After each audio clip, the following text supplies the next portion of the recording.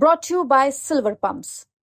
Top quality और consistent performance के लिए सिर्फ सिल्वर पंप नाम याद रखना। हरियाणा में स्थानीय निकाय चुनाव घोषित हो चुके हैं और हरियाणा की 10 नगर निगम चुनावों और जो नगर निगम है उनमें से सबसे बड़ी नगर निगम है फरीदाबाद। और फरीदाबाद में जो बीजेपी है उसने अपना प्रत्याशी घोषित कर दिया है। प्रवीण बत्रा जोशी जी हैं जो हमारे साथ मौजूद हैं इस समय बात करने के लिए। मैम, सबसे पहले आपको बधाई। धन्यवाद सचिन जी। मैम, कितना चुनाव की टिकट मिलना टफ है या चुनाव लड़ना टफ है? चुनाव टफ है या टफ? टिकट मिलना टफ है? टिकट ये कार्यकर्ता को टिकट मिली है और ये कार्यकर्ताओं का सम्मान है।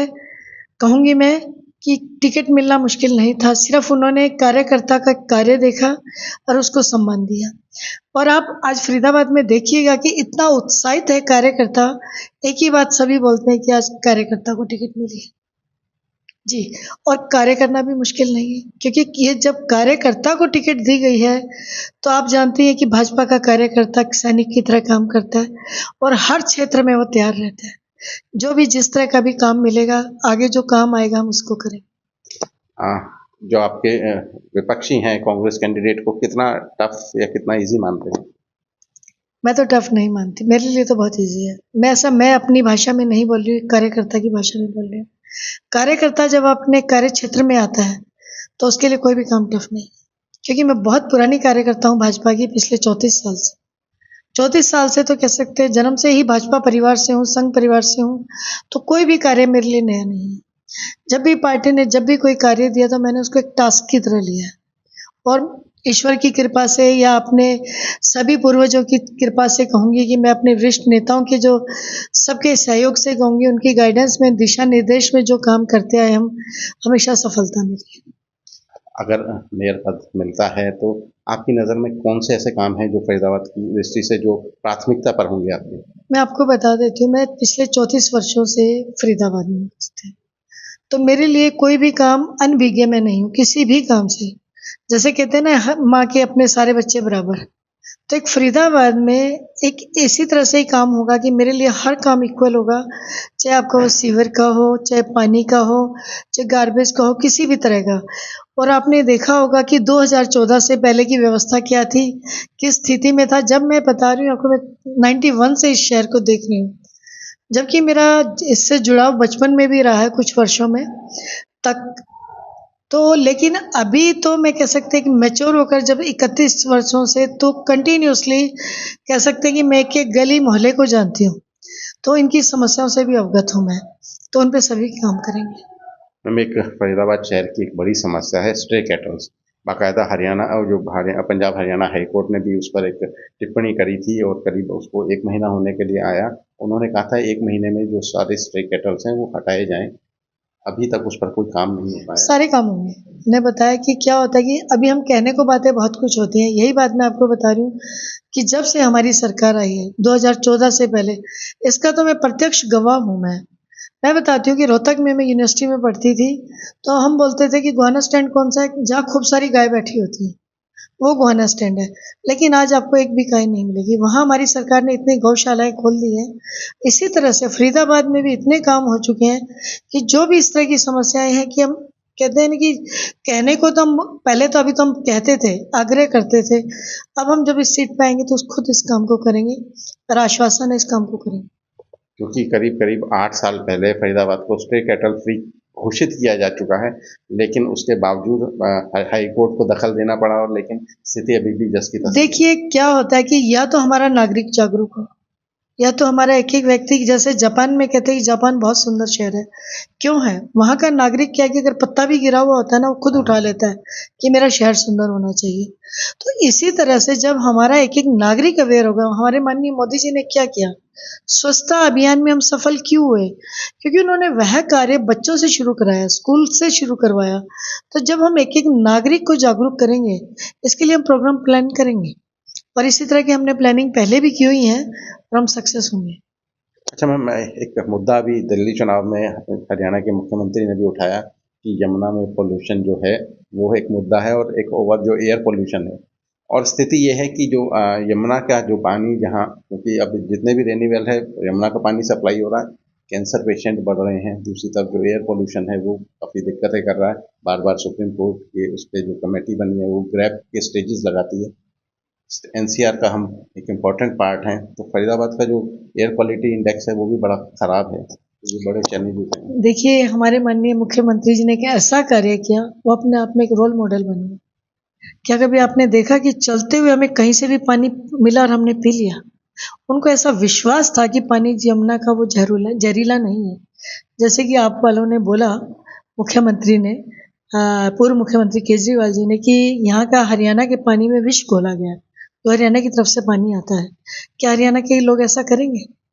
इतना जमीन से जुड़ी हुई हमारी हरियाणा की जनता है, कोई भी ऐसा कार्य नहीं कर सकती।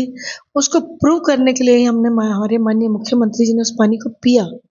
नहीं, आपने लेकिन मैम देखा, वो सोनीपत था, लेकिन जो यमुना फरीदाबाद में आती है वो हाँ, दिल्ली को देखिए क्रॉस करती है। पॉल्यूशन क्या है, जब वो दिल्ली से क्रॉस होके ना, दिल्ली में इंडस्ट्रीज बहुत है, आपको मालूम है, और पॉल्यूशन के ऊपर, इंडस्ट्रीज के ऊपर पहले भी बैन लगते आए हैं। और देखिए, वो दिल्ली का अपना, स्टेट का अपना मैटर है कि वहाँ पॉल्यूशन है उनके पानी में, वो उनको कंट्रोल करना चाहिए। हमारे एरिया का हमारी रिस्पॉन्सिबिलिटी है। जहाँ तक एयर पोल्यूशन का, जब मैं समझती हूँ, मेरा अनुभव है, पहले 34 साल पहले जब मैं आई थी, मैं दिल्ली यूनिवर्सिटी में एडमिशन लिया था। 1 घंटे में एक बस निकलती थी, और अब हर आधे मिनट में एक बस निकलती है। तो क्या वो पॉल्यूशन नहीं होगा? किसी एक घर में एक गाड़ी मुश्किल से दिखती थी, आज एक घर में 3 से 4 गाड़ियाँ होती हैं। क्या पॉल्यूशन नहीं होगा उनसे? तो हमारी जनता को अवेयर करना पड़ेगा इसको। इस चीज़ के लिए हमें प्रोग्राम्स देने होंगे कि पॉल्यूशन को हम कंट्रोल कैसे किया जाए, और इसमें 100% हम काम करेंगे, कामयाब होंगे। अच्छा मैम, अभी नगर निगम का दायरा काफ़ी बढ़ गया है। पीछे तो काफ़ी गाँव को शामिल किया गया है। करीब जो फरीदाबाद शहर जो ज़िला है उसका 3/4 हिस्सा जो है वो शहरी हो चुका है। जो गांव शामिल किए गए हैं उनकी बड़ी शिकायत है कि उनके यहाँ फंड्स तो रेज कर लिए गए लेकिन काम नहीं हुआ। देखिए, मैं महिला मोर्चा की प्रदेश उपाध्यक्ष रही हूँ, और मैं यहाँ की प्रभारी भी रही हूँ फरीदाबाद की। तो सूरजकुंड से छायसा तक का हमने हर मंडल कवर किया हुआ है, तो वहाँ की हर प्रॉब्लम से मैं अवगत हूँ। हम लोग उस समय भी एज ए उपाध्यक्ष और मेरी पूरी पार्टी की, हम जिला अध्यक्ष के साथ मुख्यमंत्री जी से इनकी समस्याओं को लेकर बहुत बार मिले हैं। यहाँ तक कि आप तो राजनीतिक समस्याओं का बताते हैं, हम घरों की पर्सनल समस्याएं भी लेके गए हैं उनके पास, फौजी परिवारों की, कई शहीद परिवारों की, और कई बच्चों की समस्याओं को लेकर, थैलेसीमिया के बच्चों को लेकर, और बहुत तरह की समस्याओं को लेकर हम अक्सर मुख्यमंत्री जी से मिलते रहे हैं। और अब तो जो समस्याएं हैं, सौभाग्य से हमारे शहरी निकास के जो मंत्री हैं इसी ही जिले के हैं, तो मेरा आश्वासन ही कहूँगी और विश्वास भी है कि वो हमें पूरा सहयोग करेंगे। और इससे अच्छी बात है कि हमारे पूर्व मुख्यमंत्री भी शहरी निकास के मंत्री हैं, तो हम उनका सहयोग भी लेंगे, हम उनका बजट भी अपना करवाएंगे, और जो भी हमारी सरकार की ओर से योजनाएं हैं उनका हमें अब पूरी अपनी जनता को बेनिफिट दिलवाएंगे। अच्छा मैम, अभी आप हरियाणा चाइल्ड वेलफेयर कमीशन की चेयरपर्सन हैं। उस जो पद है और यहाँ कितना फर्क देखती हैं दोनों के काम करने के स्टाइल? देखिए, मैंने आपको बताया, मैं भारतीय जनता पार्टी की एक सैनिक हूँ। सैनिक को कार्यकर्ता हूँ, कार्यकर्ता एक सैनिक है। जब भी मुझे जो भी काम मिला, आप ये मान लीजिएगा कि मैं उसमें चेयरपर्सन के नाते मैंने काम नहीं किया। मुझे ये लगता था कि पार्टी ने मुझे काम दिया है और मुझे बहुत तल्लीनता से उसको निभाना है, और मैंने वही किया। मुझे ईश्वर की कृपा से 365 दिन लिए, और मैं उसके अंदर मैंने एक एक दिन जिया है, और मैंने इतना समर्पण दिया है उस काम के अंदर कि आने वाला समय में मैं उम्मीद करूंगी कि शायद कोई ऐसा काम कर पाए। और मेरे लिए हर काम जो है ना, मैं उसको एक टास्क की तरह लेती हूँ। ये मेरा नेचर भी है, एक पार्टी के कार्यकर्ता के नाते कहिए, या बीइंग ह्यूमन भी कह सकते हैं। मुझे जो भी काम मिलता है मैं उसमें लग जाती हूँ। एक्चुअली वो जो पद है वो कॉन्स्टिट्यूशनल पद है, और अब मेयर का पद सीधा सीधा पॉलिटिकल पद है, तो यहाँ ऑब्वियसली फर्क तो पड़ता है। देखिए, मैं पार्टी में काम कर चुकी हूँ, पिछले 34 साल से हूँ। 1 साल ही मैं कॉन्स्टिट्यूशनल पोस्ट पे रही हूँ। जब मैं उसमें थी तो मैंने बिल्कुल उसकी तरह से काम किया।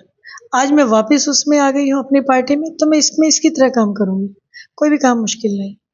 मुझे किसी ने कहा था उस समय कि जब मैं ज्वाइनिंग थी मेरी, बोले नहीं, आप पार्टी के कार्यकर्ता बहुत अच्छे से कर लेंगे। मैंने कहा थोड़ा सा नया फील्ड है कि एक्ट्स में बंधे हुए हैं वहाँ पर हम यहाँ हम कुछ भी बोल सकते हैं अपने, क्योंकि हम अपना अनुभव शेयर कर सकते हैं। वहाँ एक्ट में बंधे हुए होते हैं, लॉज में बंधे होते हैं, लेकिन पढ़े लिखे हैं, माता पिता के संस्कारों से पढ़े हुए हैं, अच्छी शिक्षा ली है तो इतना तो पढ़ना जानते हैं, पढ़ा लिखा इंसान तो फिर कुछ भी कर सकते हैं। अनुभव पार्टी का अपना है। इसमें भी एक बहुत अच्छे से ही काम करूंगी मैं इसको भी। ऐसा नहीं है कि कोई काम वो अलग था या ये अलग है। एक कहते हैं ना कि दायरा अलग था, उसको हमने उसी एक्ट में बंध के काम किया, अब फ्री होके काम करेंगे। यहाँ के जो लॉज होंगे उसके अंदर काम करेंगे। हाँ, अपना दायरा मैं क्रॉस नहीं करूंगी। ये शिक्षा मैंने शुरू से ही घर वालों से भी ली है और अपने पति जो श्रीमान संदीप जोशी जी का भी उनकी हमेशा गाइडेंस ये रही है कि अपने दायरे से बाहर नहीं जाना, और मैंने उस चीज़ को अपने जीवन में धारण किया हुआ है। कितना सहयोग मिलता है संदीप जी का? 100%, 100%। और मैं बहुत सौभाग्यशाली हूँ कि मुझे ऐसा परिवार मिला, क्योंकि माननीय श्रीमान रमेश जोशी जी, जो कि पूर्व में प्रदेश अध्यक्ष भी रह चुके हैं, उन्होंने भी मुझे पुत्र वधू की तरह नहीं, बिल्कुल बेटी की तरह रखा। और मेरे परिवार के भी जितने सदस्य हैं, उन्होंने एक दिन भी मुझे ये एहसास नहीं कराया कि मैं दूसरे परिवार से आई हूँ। मुझे ये लगता है कि शुरू से ही मैं इस परिवार की सदस्य हूँ। और माननीय जोशी जी ने तो मुझे हर तरह से सहयोग किया। कहते हैं ना कि पति महारानी नहीं, मुझे तो वो राजकुमारी की तरह रखते हैं। कोई रोक टोक नहीं है, किसी भी फील्ड में मैं काम करती हूँ, सहयोग चाहे किया उन्होंने, कभी मुझे रोका नहीं है। हर तरह की फ्रीडम है मुझे इस चीज़ के लिए, लेकिन दायरे में।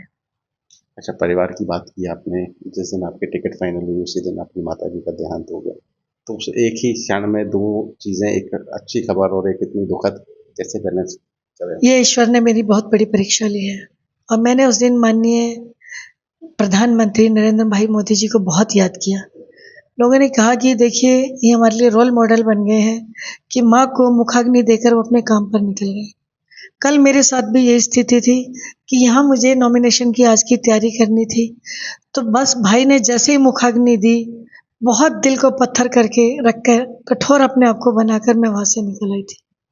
बेटे ने एक बार बोला कि मम्मी 5 मिनट मामा से मिल लीजिए, लेकिन परिस्थिति ऐसी थी कि मैं वहाँ रुक नहीं पाई, और अपने कर्तव्य को निभाने के लिए मैं उससे निकल चुकी थी। थोड़ा सा क्षण, कुछ क्षण के लिए कठोर तो वो क्षण बहुत था, लेकिन जब कर्तव्य पे निकली तो वही बात है कि निकल लिए तो निकल लिए। चलिए, हमसे बात करने के लिए शुक्रिया। धन्यवाद जी। तो ये थी हमारे साथ बीजेपी की मेयर प्रत्याशी, जो बता रही थी कि ना चुनाव की टिकट मिलना कठिन था और ना चुनाव लड़ना कठिन है। उन्होंने कहा कि जो भी पार्टी ने जिम्मेदारी तय की है वो ज़रूर पूरी होगी और बिना किसी रुकावट के होगी। पूरी आत्मविश्वास के साथ नजर आ रही हैं वो। हरियाणा तक के लिए फरीदाबाद से सचिन गौरव।